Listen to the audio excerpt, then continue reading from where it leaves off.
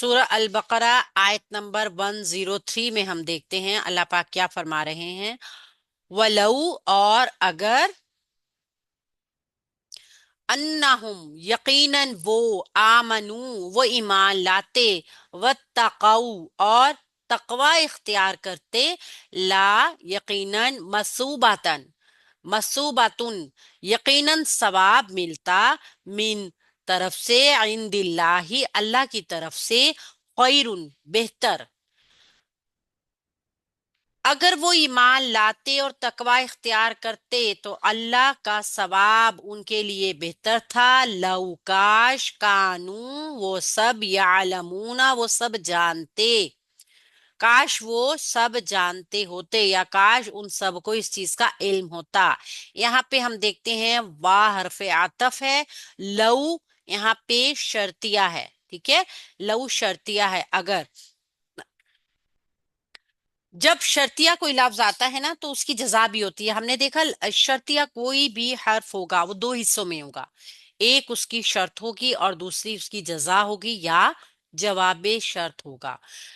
جملے کے دو ہی حصے بنتے ہیں، مضارع ہوگی تو اس کو مجزوم کر دے گا، ماضی ہوگا تو اس کے ساتھ کوئی عمل نہیں کرے گا۔ تو یہاں پہ واو حرف عطف ہے اور لو شرطیہ ہے۔ انہم یقیناً وہ سب، انا حرف ناسبہ ہے، مشبہ بالفعل ہے اور جملے کے درمیان میں آتا ہے نا، جیسے ہم نے انا دیکھا تھا شروع میں آتا ہے، انا درمیان میں آ جاتا ہے۔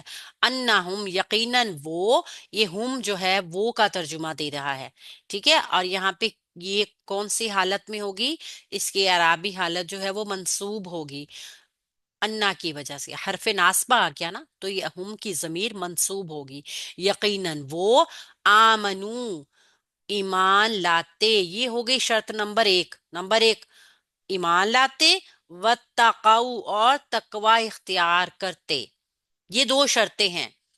اگر وہ ایمان لاتے اور تقوی اختیار کرتے، آمنو فعل ماضی ہے، جمع ہے، مذکر ہے، غائب ہے اور حمزہ میم نون روٹ ورڈ ہے اس کا، ٹھیک ہے، شرط ہونے کی وجہ سے اس کا ترجمہ ایسے آ رہا ہے، لاتے، ایمان لاتے، ٹھیک ہے۔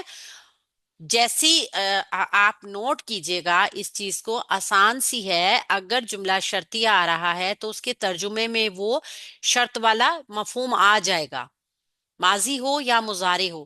اگر جملہ تمنا کا ہے تو اس کے جملے میں تمنا کے الفاظ کی طرح تھوڑا سا چینج ہوگا، یہ انڈرسٹوڈ بات ہے۔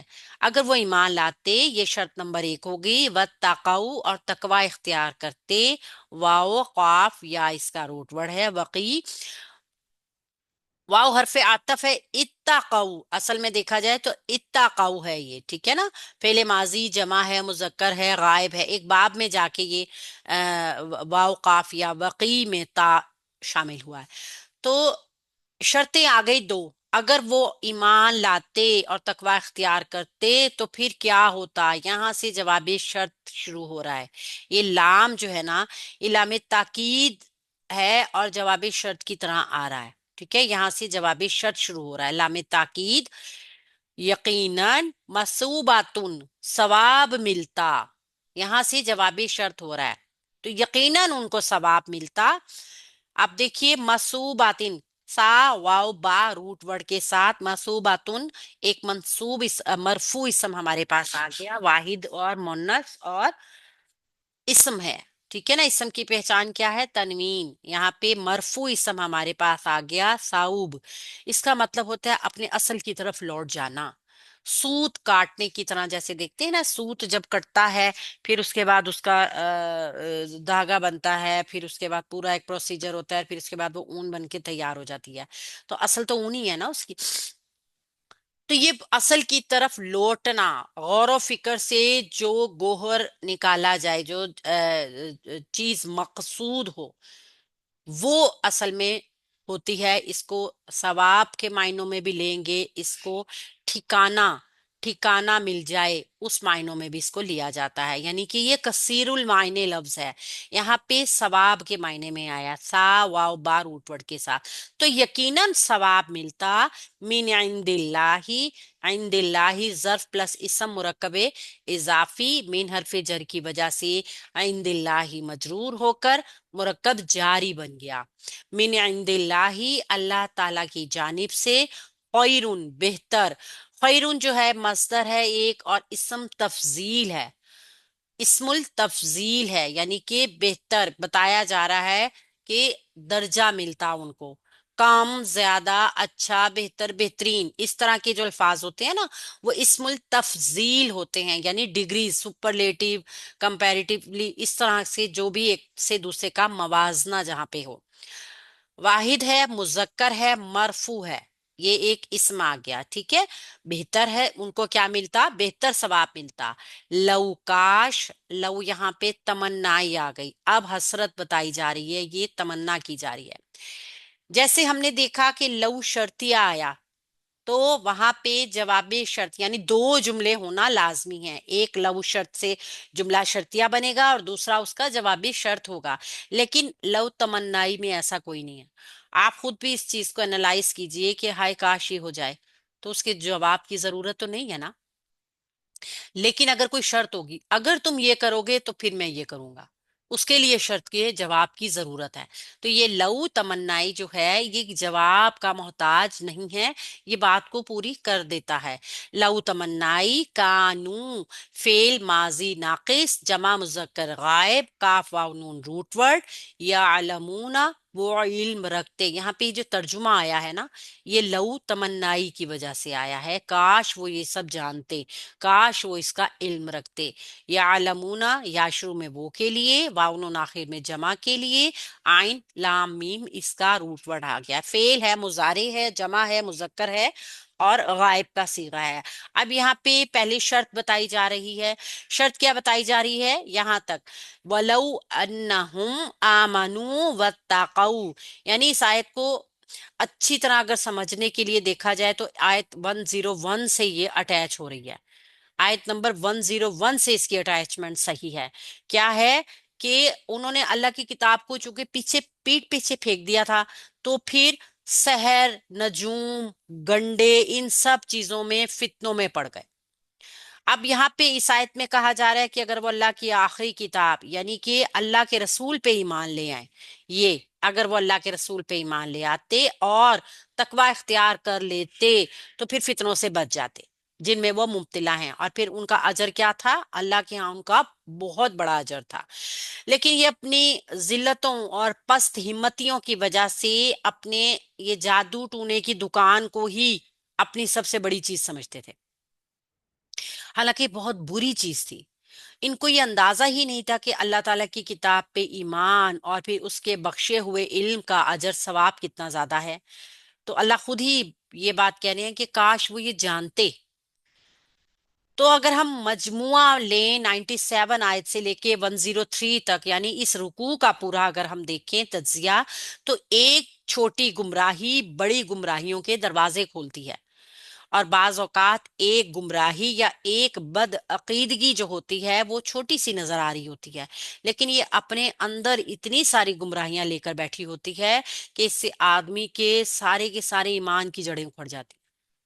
यहूद कुरान की मुखालफत के जोश में हजरत जिब्राइल अमीन के भी मुखालिफ बन गए।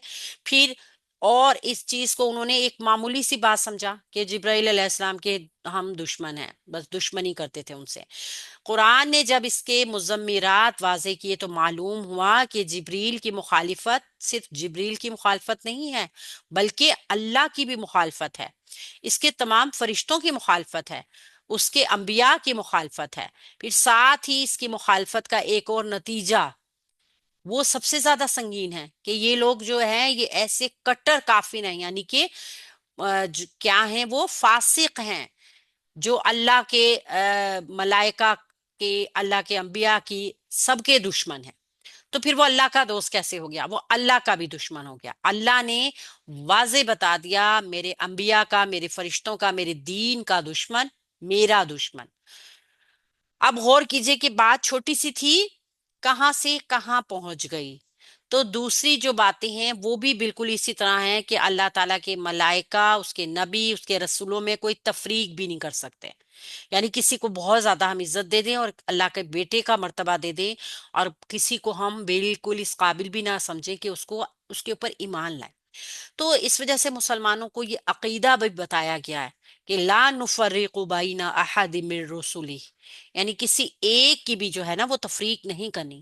تو آیت پہ جب ہم غور کر رہے ہیں تو ہمیں پتہ چل رہا ہے کہ یہ حدیث بھی تو ایک اس پہ آتی ہے کہ اللہ تعالیٰ کی طرف سے حدیث قدسی میں بھی خبر ہے کہ جس نے میرے کسی دوست کے ساتھ دشمنی کی تو اس نے خود میرے ساتھ اعلان جنگ کیا. اس وجہ سے اللہ تعالیٰ کے جاننے اور ماننے والے لوگ اللہ کی اسی ملت سے، اللہ کی اسی حزب سے تعلق رکھتے ہیں جس میں انبیاء ہیں، جس میں رسول ہیں، جس میں ملائکہ ہیں. یہ ایک ہی ساری جماعت ہے. اور اللہ تعالیٰ سے دشمنی رکھنے والے لوگ وہ اس جماعت سے بالکل فارغ ہیں، بالکل باہر ہیں.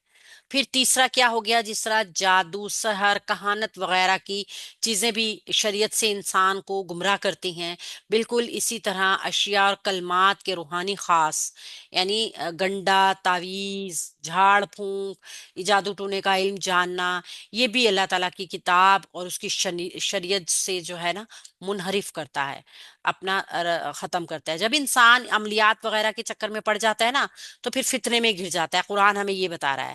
ہاروت ماروت متنبع کرنے کے لیے آئے تھے کہ تمام فساد کرنے والوں کا ظہور میں آنا لازمی ہے، یعنی ظاہر ہونا لازمی تھا.